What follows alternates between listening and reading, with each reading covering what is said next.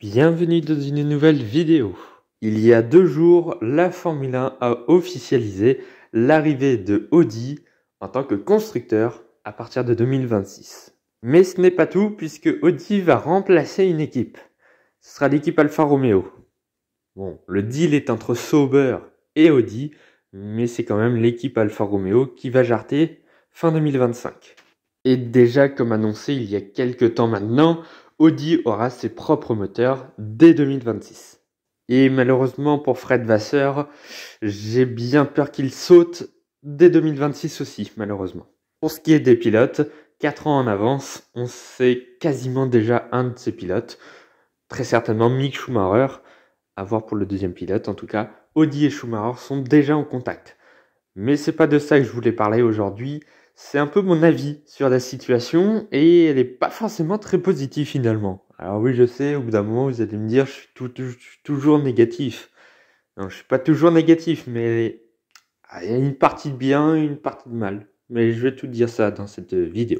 En attendant, vous commencez à avoir l'habitude, likez, partagez, commentez et surtout vous abonner à la chaîne, c'est très important. Et nous, on est parti pour Audi en Formule 1. Bon, commençons déjà par le côté positif. Ça fait quand même un constructeur de renommée. Ça va faire quand même possiblement un concurrent de plus à l'avant. Ça fait un concurrent qui a un budget colossal. Autant dire que normalement, très vite, Audi va se retrouver, je pense, entre les Ferrari, Red Bull, Mercedes, je pense. Bon, ça va peut-être prendre quelques années, comme un peu Mercedes entre 2010 et 2013, le temps de préparer le truc. Mais, bon, sait-on jamais, peut-être que dès la première saison, elle sera devant, ou peut-être pas, on n'en sait rien, on verra bien. N'empêche, il y a le budget, et si Audi n'est pas devant après 2029, 2030, un truc comme ça, enfin dans les années après son arrivée en Formule 1, on pourra déjà dire que ce sera un échec.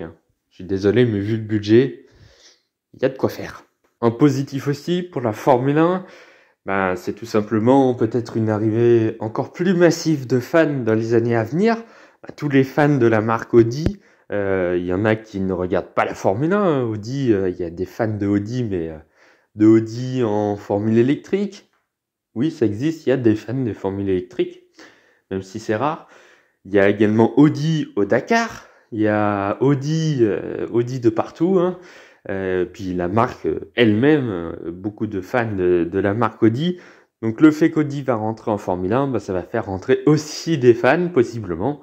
Donc encore plus de revenus, encore plus de spectateurs sur les circuits, encore plus de personnes derrière les télévisions, etc., etc. Donc c'est tout bon pour les finances de la Formule 1.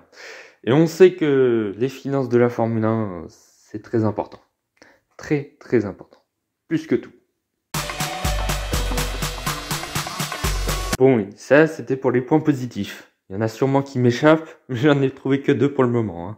Passons au côté négatif. Tout simplement que la Formule 1 n'a toujours pas trouvé de nouveau constructeur. Alors oui, c'est un nouveau constructeur, c'est Audi. Mais le problème, c'est qu'Audi remplace Alfa Romeo. Donc ça fait toujours 10 constructeurs, donc toujours 20 voitures. Et on sait que en ce moment, en Formule 1, il n'y a pas assez de volants, tout simplement.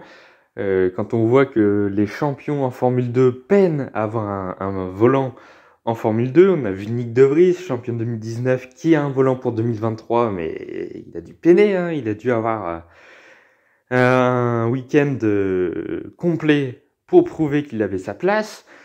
Quand on voit Piastri qui a dû attendre 1 an avant d'avoir un baquet, Drugovich qui se retrouve sans baquet pour 2023 alors qu'il est champion de la catégorie, certes au bout de la 3e année, mais quand même, quand on est champion de Formule 2, c'est quand même qu'on a peut-être des bases pour la Formule 1 quand même, en tout cas on mérite sa chance, et il n'y a pas assez de baquets, parce que tous les autres pilotes finalement sur la grille en 2022 sont plutôt performants, il n'y a pas, à part Ricciardo, Latifi, Stroll, entre guillemets, encore, bon, ça passe, mais sérieux, c'est compliqué quand même. Bon, bref, il y a quelques pilotes comme ça, mais finalement, la grille, elle reste plus ou moins la même d'année en année, puisque les pilotes sont de plus en plus performants. Et du coup, ça laisse moins de chance pour les jeunes pilotes. Et ça, je trouve ça dommage. Donc voilà, je reviens à ce que je disais tout à l'heure. Ça fait toujours 20 baquets en Formule 1. Ça n'en fait toujours pas plus. Alors peut-être qu'il y en aura plus avec d'autres constructeurs, Porsche par exemple, mais ça semble mal embarqué quand même. Donc voilà, ça reste toujours 20 voitures et 10 constructeurs, puisque Audi remplace Alfa Romeo. Deuxième gros point négatif, c'est tout simplement qu'on vient de signer l'arrêt de mort des petites équipes.